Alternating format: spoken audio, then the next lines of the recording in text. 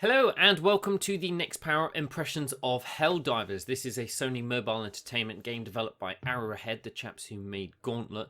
And this is a top-down twin-stick shooter that has mainly a lot of very basic mechanics, but overall they make a much more complex twin-stick shooter than pretty much anything I've ever seen. So it's very similar in graphical style to the newest Gauntlet that Arrowhead remade. And Gauntlet was a very simplistic game, and it was quite limited in depth, and so it was entertaining, and it was a decent couch title, but it wasn't amazing. It wasn't the kind of thing that would make you want to come back for more and carry on playing and playing and playing. Whereas Helldivers has a hell of a lot of content. Now, all of the basic mechanics are quite simple. It's got these stratagems, which are like support things you can call in throughout a mission. It's got tons of missions, a massive map, which is a little bit overbearing to start with, to be honest. And it's just got lots and lots of very simple stuff. So first thing I did was I jumped in or did the tutorial, which is worth doing on mouse and on keyboard and on controller, sorry. And I have to say I can't decide whether I prefer controller or keyboard or not. I've played with both. I played for about 4 hours with an Xbox 360 controller, and then I switched over to mouse and keyboard to see if aiming was slightly better on the mouse. And to be fair, because of the way the weapons work and because of the way the aim mechanic works with the other stick, both of them feel exactly the same. Yes, you might be able to get slightly more accuracy with the mouse, but the controller is still very nice to use, particularly when you have vehicles, which I'll get onto later, which is quite a nice surprise. So control-wise, it's actually quite nice. I love the way that you've got to do these little Dance Dance Revolution style things in order to drop various supplies, weapons, call in air support, whatever. And that makes a nice little change from the generic twin-stick shooter where you're just roaming around killing things. So this game it features a few different map types. So you've got like jungles, you've got deserts, you've got snowy tops and stuff like that. And you've got 3 different enemy types. You've got the Illuminate or Illuminati, whatever you want to call them, the bugs and the cyborgs. And you've got this massive map.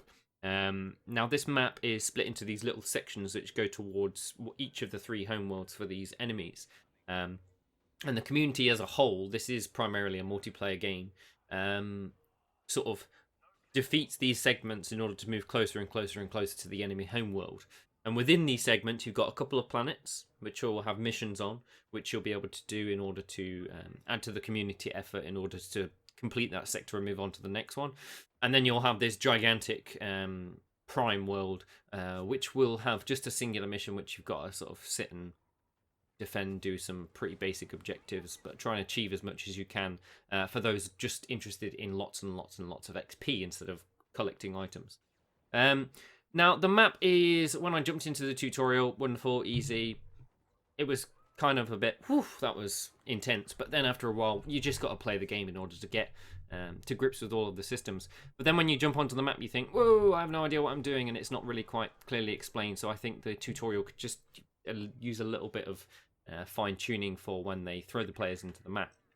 But other than that, I think it's important for them to mention to you that, you know, the map is unlocked as a community because this is a largely multiplayer game, and you won't necessarily see all of those segments in one day or in one sort of full playthrough, because there's not technically one full playthrough.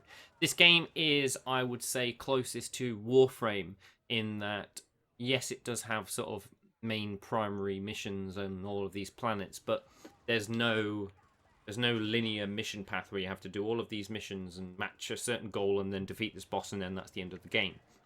This is very much a go to whatever planet, go to whatever mission you want to do, and the sole purpose for doing it is to earn experience and research points to unlock things and to complete the planet to unlock random item drops or whatever.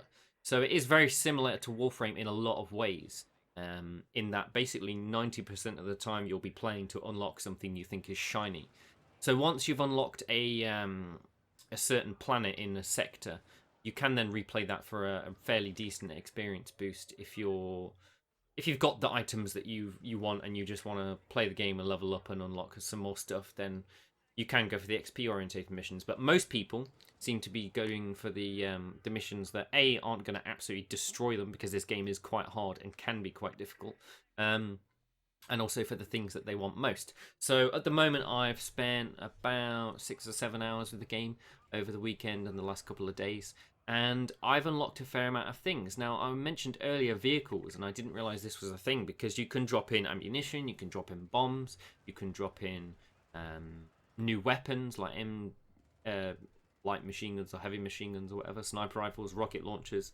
But you can also drop vehicles should you unlock them. Now, there are a couple of planets or a couple of missions or whatever that once you complete them all, you'll unlock maybe it looks like a mix between a mech from Warhammer, the Dreadnought, that's the one. It looks like a cross between a Dreadnought and an ATST or AT-AT, I can't remember which, the Chicken Walker.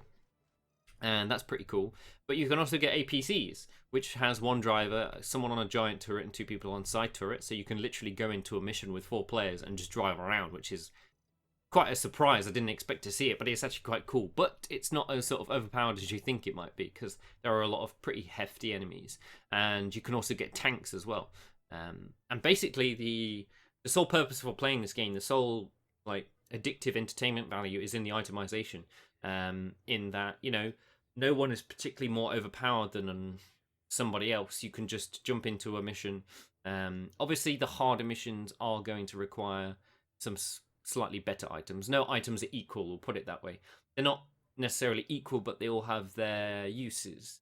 They all have their place in the game where they are useful, and no one would consider them as bad. But for example, if you're playing a level 12, which is the highest difficulty mission, you're not going to go in with the first starter rifle. And if you are, then you're probably going to get kicked.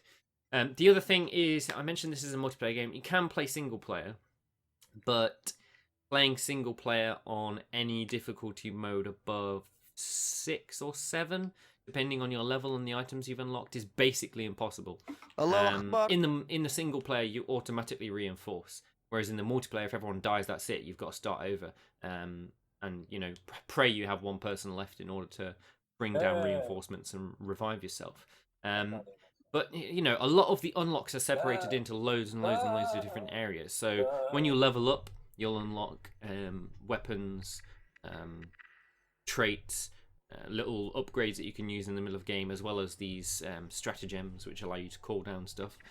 So you can do that by leveling up. By leveling up, you also get research points, which allow you to upgrade the stuff you've unlocked. And stuff can cost anywhere between 1 and 4 upgrade points to unlock some different things. And you can also unlock things, obviously, by completing objectives on planets. Well, you have to free an entire planet in order to unlock a bonus item or whatever. So there's a lot of different ways of getting items. And to be honest, there are so many different items. And there's never a time when you think where every single player is looking for the same item, which I quite like. I've played a lot of different matches, and I found that every single player has a totally different loadout. There's quite a number of players using those mech chicken walker things, which you can see I was playing with earlier. And there's a lot of people in those. And for some reason, I was the first person to ever actually use an APC, probably because a lot of people find it largely destructive and not all that overpowered or whatever. But it was quite entertaining, and it's cool. It's just this game has the ability to surprise you. When you think you've seen everything, it just brings some other stuff. And the difficulty is not just spread across the size of the map or the number of enemies that you're up against. There's tons of different enemies as well, and some of them require some pretty decent strategy. And the thing I've noticed in this game is there's this bizarre, really great attention to detail, which again is similar to Warframe in that yes, it's essentially a grinding simulator. This game is, the whole entertainment value is grinding, which a lot of people think grinding is not a fun thing to do, but games like Warframe are popular and exist because they have this way of grinding for unlocks. People want to do it because they look at it and it's interesting, and so you are largely entertained by the fact that you're just completing stuff in order for a ton of rewards, which is, I know a lot of people dislike Warframe, particularly because of the free-to-play model. This is not remotely got any old free-to-play model at all. It's all unlocked when you play the game, but the grind is fun. You can literally jump in and out with multiple different people. I can jump into a multiplayer game online with 2 other people, and then someone can then plug in a controller into my PC and then join us as well, which I love. I love the fact that this game is so easily accessible, and that's what seems to make it a relatively good couch game. Is you can sit there on the sofa, you're playing it, someone can wander in and go, "Oh, do you mind if I join you?" Plug a controller in or a mouse and keyboard if they want to, join the game, and then leave if whenever they want. And it's such an effortless sequence. They've done the multiplayer so well at this point. And yeah, it's not just the fact that it's easy to play as a multiplayer game, but it's also the fact that there are nice little tidbits that make you think, yeah, this was designed with multiplayer in mind, and they've capitalized on that. Like, you have to call in reinforcements and if someone on your team dies. But the other thing, and I'm probably going to heavily emphasize this aspect because it's, with the APC, you have one person driving, one person shooting. And then there's this other thing called the recoilless rifle, which is basically just a giant shell launcher. And when you call down the recoilless rifle, because it's like a secondary weapon that you can unlock and carry around with you, it doesn't just come with the rifle, it also comes with the supply pack. Now you can pick up both, and every time you fire, you'll have to take it off and you'll have to reload, and it takes about 5 to 8 seconds for you to reload. Or if you're playing with someone and you can talk to them, you can say, "Hey, pick up this supply pack." And what happens is when you fire, they can then run up to you and they can reload your recoilless rifle in literally like 1 or 2 seconds. And so it really does try and sell you the idea of multiplayer is good. Please play multiplayer. You will have a much better time if you play multiplayer. I think if you have no intention of playing with any other people, this is going to have limited appeal. I did try to play this single player, but I wasn't enjoying it for a while, and I keep jumping in and out of just playing by myself. But some of the higher level difficulties, like between 8 to 12, you just can't do it on your own unless you're literally pandering. Ooh, I see an enemy, quickly pick them off one by one, run around. And it's just not that fun, to be honest. It's one of those games that is fun with other people and even more fun with friends. I mean, there is a lot of people playing this game at the moment. So if you are concerned, oh, the community might not be that big, I don't want to play this game if in a few months' time there's no one going to be playing, but there are tons of people playing, lots and lots of people playing. You'd struggle to not find a match to join. You can join there's tons of players at varying different levels playing different difficulties, and you can just make your own game, play single player, and then other people will join you. You could have someone next to you join you, or you could have someone next to you and a couple of people online join you. There is an in-game chat feature which they have thankfully allowed you to alter the volume of, which is quite pleasant because there are some idiots online, which is, shouty. Occasionally they get kicked, which is quite amusing just because they're too loud. But you can mute other players, which is nice. I use TeamSpeak anyway, but it just seems like a relatively well-rounded game. It's like Warframe, but without the dubious free-to-play model. Not in gameplay, but in, sort of core multiplayer value.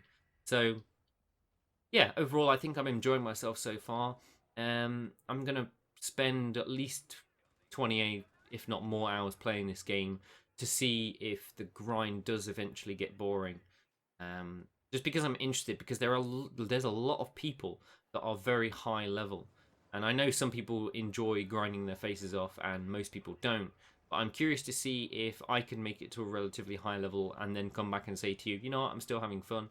I can still play with friends or join random people, and I still have, goals and achievements to make.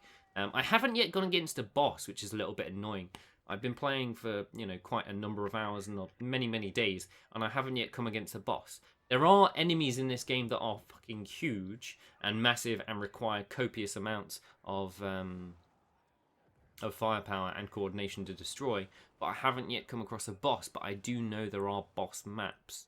So I'm hoping I come across one before it comes to writing the review, because it feels like at the moment I'm just not going to get there.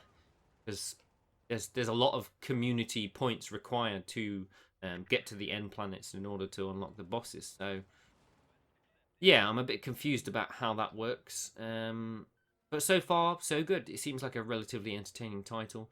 I've enjoyed myself so far, and I like the way that they've developed it. I don't think there is another twin-stick shooter like this. And, the unlock value and the multiplayer aspect of this title is actually pretty good. But I am, I am noticing signs of repetition, and yeah, I wonder if that repetition is going to get the better of the game. Anyway, that's it for our impressions so far. You can join us on Thursday for our full review summary, and of course the written review and performance analysis. So I'll run those down later on this week, and of course next week on Saturday for our next week in gaming. Christmas is coming soon. I'll probably carry on through to the 24th, which is when our last review will be up this year. I think I'm probably going to end up taking from Friday to Friday off, so 26th off until past the 31st, something like that. I'll figure it out later and I'll let you guys know. So yeah, thanks for watching, and we'll see you guys next time.